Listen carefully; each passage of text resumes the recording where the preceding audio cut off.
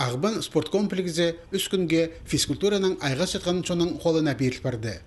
Мұнда ГТО сөременің город сенендегі фестивалі ирче. Мұнда марағылар шылды екі қате қысқыды, база шайғыды көріліп барғанар. Анды ең кішігілері 9 жастық, ең ұлығылары 7 жас аспарған кізлер араласялар. Пастағы күнді 9-ға база шерсон арашылерға кемделерін үгірінчілер көзітчілер. Пер городтағы 18 школа ең күстік база шапшаң олығыз қызыжақтарын ысқан. Болғана өмеді 4 кізі. Олар постарының шасқа тең олғыдарынан марағыласялар. Мұнды қол азақ күзі сынықталша, кішік спортсменер турникте тартыншалар, рыха секіршелер, прайшидігілер санға алшы.